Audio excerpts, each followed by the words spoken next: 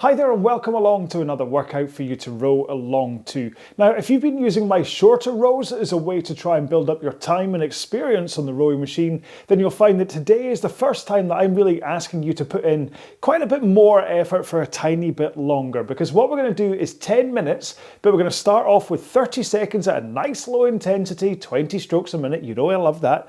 But then we're going to do 30 seconds up at 30 strokes a minute, and I want you to put everything into this, okay? I want you to be controlled at that 30 strokes a minute, but I want you to go faster. I'm looking for you to really be going kind of like 18 to 20 seconds faster between the two rates, and that's a minimum. If you can go faster, then please do, all right? But before we can get into today's main session, we're gonna have to do that warm up to make sure our body is ready for today's row. And we're gonna do a 5-minute warm up today. And even before we can get there, we have to set up our machine. And on an Aviron, that means setting your resistance first. Now, if you haven't really discovered your right resistance yet, what you're looking for is you get a nice sensation of a stroke when you drive through that drive, but you don't have to heave against it. But at the same time, it doesn't feel like you're just flapping in the wind, all right? And if you are using a Concept 2 in the Aviron app, that's kind of the same thing I want you to set for your drag factor, where the lever is that nice feel, but not too light, not too heavy. Now, a good guide is that on a Concept 2, on a clean machine, I set my lever to 5 because that gives me a drag factor of 130, but it also means that too low isn't a problem on a Concept 2, too high is a problem. On the Aviron, I've got my resistance set to 10 today. I will usually do my tougher rows up at 12, so I'm just backing off a tiny bit today, if that helps you. Next up, we need to set our foot stretcher height, and what you're looking for is being able to get into the front of the machine with your shins in a vertical position. If you're set too high in the foot stretchers, it can get a bit tough to get there. If you're set too low in the stretchers, you can go scooting past, and that sends your backside out from underneath you, causes power loss. A good guide here is that the strap should cover the bottom lace of your shoe, which then means it goes across the balls of your feet. So start there and adjust from there, all right? Because you know you. So, like I said, we're going to do a 5-minute warm-up. We're going to start off 20 strokes a minute at a really gentle pace, because we're just going to get our body moving here, and then we're going to increase pace a little bit, tiny little bit of drills, have a break, get into our main session, and then we can get on with the rest of our day, all right? You okay with that? So let's get going in 5, 4, 3, 2, 1. Let's go. So, I always say this, and you'll have heard me say it over and over again, but please use this warm-up as a warm-up, okay? You're not hitting the ground running at full speed. I want you to get your body moving, get it used to the fact that you're going to be doing some rowing today. And today's row is going to be a tough one because of those 30-second sprints. So it's important that your body is warmed up and that you've gone through the motions, rocking forwards over your hips in towards the front of the machine, pushing with your legs while your arms are straight in order to get that power through your body and into the machine. That's how you effectively get that power into the machine. If you swing your back too soon, or if you pull your arms at the front of the stroke instead of the back of the stroke, then all you're doing is leaking power. And I know not everybody wants to row for speed, but the thing about getting the power in properly is that means efficiency, which means you can row for longer, and it also means you're using all of your body when you're rowing instead of losing that backswing and disengaging your core or not pushing with your legs, or you get what I mean. I've said this stuff before. In fact, I think I said exactly the same thing in the last 10-minute row, so forgive me. Okay, so we're about to hit 2 minutes into this warm-up, and what I want you to do is just increase the push with your legs so that you feel that your heart rate is rising, your breathing rate is rising, but it doesn't feel like hard work. If you haven't heard it before, I describe this as being run about the intensity as if you were climbing up a constant flight of stairs. Not like really fast, but just climbing up normally, it does get a little bit tiring. You get out of breath, and that's what you're looking for. And this is the pace that you'll be rowing the 20 strokes per minute sections at in today's main row. So take a look at your pace, and this would be your 5 out of 10 effort, okay? But in 2 strokes time, we're going to put 1 foot on the ground. So here we go. Take a foot out, put it on the ground, continue rowing. Now put that foot on the ground, okay, and use it, like rock forwards over your toe, rock backwards over your ankle, in order to give you an anchor while you're on the ground. I was coaching somebody in a web chat yesterday, day before, can't remember, but they were keeping their leg up in the air and they looked very uncomfortable. Right, swap feet. Oh. Continue rowing on the other leg. And there is point to this. It's not just so I could tell you the story of someone with a leg in the air. By having only one leg in, it's easier to get into that forwards tilt and your shin in a vertical position because you're less kind of bound up by just having one leg in. One more here, and then put both feet back in, tighten your straps. Ooh, here we go. Legs nice and straight, and row with your back and arms only. So swing over your back, pull in your arms, out with your arms, and then rock forwards over your back again. So your backswing is taking up that initial tension of the stroke, okay? And then you pull with the arms. So back, arms, arms, back. Now let's roll into the front with straight arms and a forwards tilt.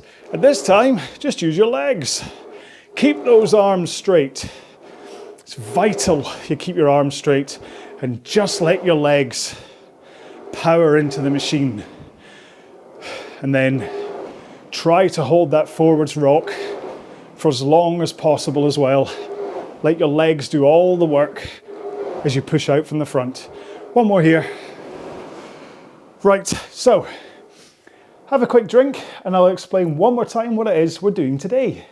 Okay then, so while you're having your quick drink, have a little bit of a wiggle of your backside to make sure you release that pressure of your sit bones through your glutes, which can cause a little bit of discomfort. Now, today's row is going to be just 10 minutes long and we're going to split it into 30-second chunks. The first 30-second we're going to do at low intensity, 20 strokes a minute, around about 5 out of 10 pace that you just rowed at. And then we're going to do 30 seconds at 30 strokes a minute and a lot faster, okay? If you're just new to rowing, don't worry about the actual pace, just make sure that there's a big differential between the two. If you are someone who tends to train with like a 2K training pace or something, you're really looking for at least 20 seconds difference between these two rates, all right? So, we're just going to get straight into it if you don't mind, because I don't want to get too cool after our warm-up. So starting off 20 strokes a minute, 5 out of 10 pace, 1 stroke every 3 seconds. In 5, 4, 3, 2, 1. Let's go. So keep these 20 strokes a minute paces nice and easy. Keep to that 5 out of 10. It's going to become more important that you keep these nice and easy the further we go through today's workout. But what I really want you to do is to always hold the same pace on the 20s and the 30s. 2 more strokes, then we're going to do our first sprint. Okay, 1 more.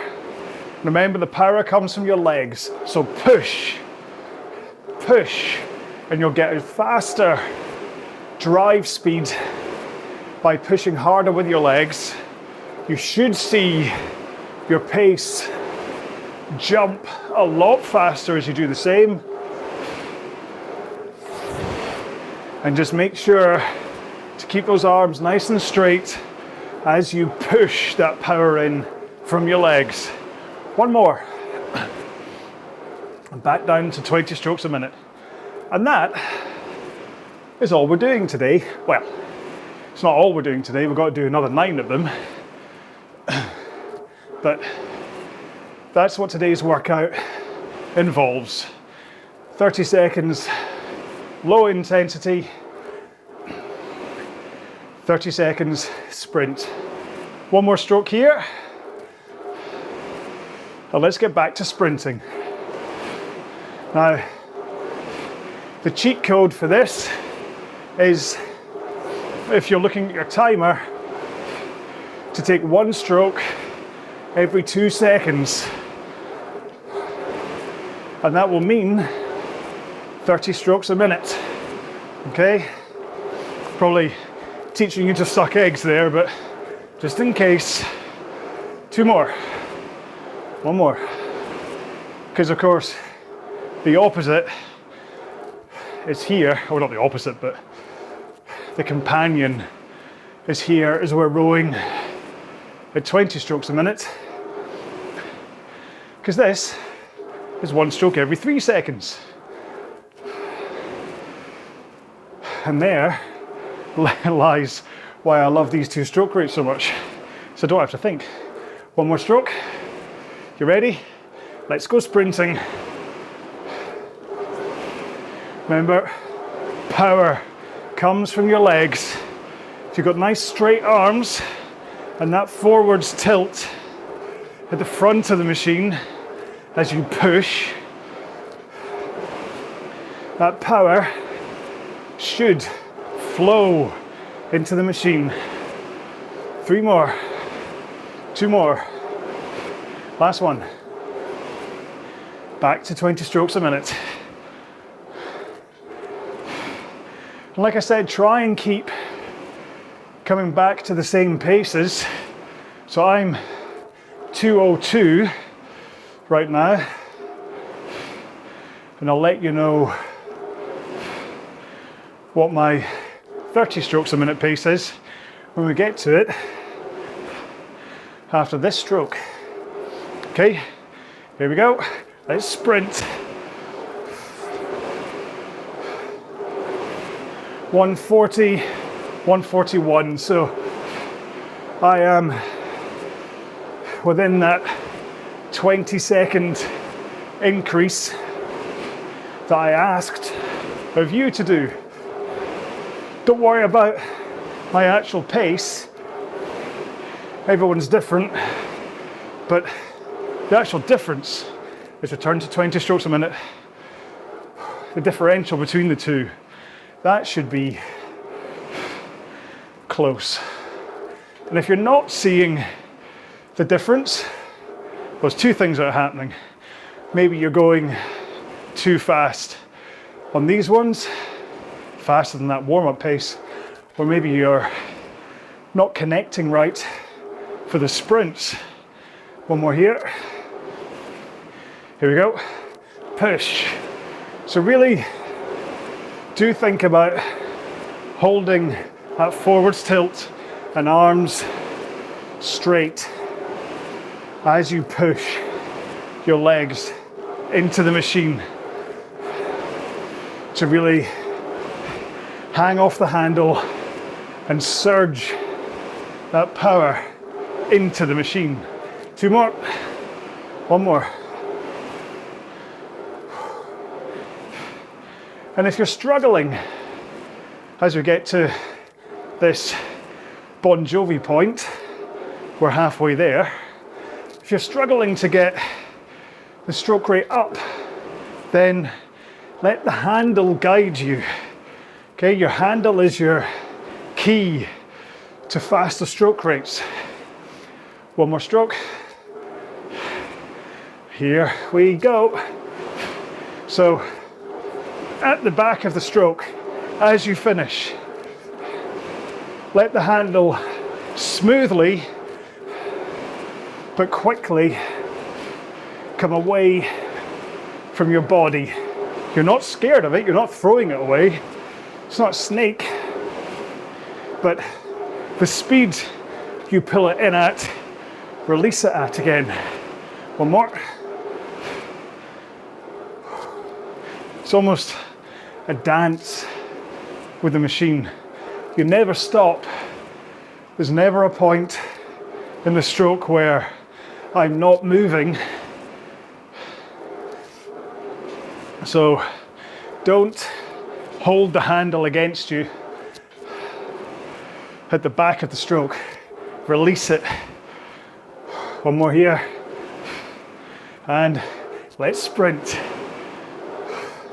Because the point is, if you get the handle away, it causes, or should cause, your upper body to start tilting forwards again due to the momentum of the handle moving away. 2 more. 1 more. Because what you're looking for is the handle to be past your knees and your upper body to be in that forward rock before you bend your knees. It's easy to be lazy about it at 20 strokes a minute. 1 more stroke. Let's get sprinting. But at 30 strokes a minute, you've got so little time. You're basically 1 second drive, 1 second recovery. So you can't waste time with a lazy recovery. And it's your handle that gets the pace up. 1 more here. Back to 20s. But like I said, you're not throwing the handle away. You still want a rhythm and control. It's a fluid dance with the machine. Oh, we've only got 2 more to go. 2 more strokes too. 1 more. Let's get sprinting. And then the other thing I haven't really mentioned is posture. Making sure you're sitting up on your sit bones and rocking forwards and backwards over your hips. If you have a tucked tailbone, that will weaken your stroke. 1 more. Last set of 20s. So if you feel your tailbone is tucked underneath you and your hips are always pointing back, that's a very compromised rowing position. Sit up, powerful posture, hips rolled forwards, hit the front. 1 more stroke. And here we go with our last 30-second sprint. Really do try and match the pace that you've been holding from the start in these sprints. The only person you're cheating is yourself if you don't stay consistent with your power here. 2 more. Last one. And that's it. Now, come on. That's a really quick way to get through 10 minutes in the rowing machine, isn't it?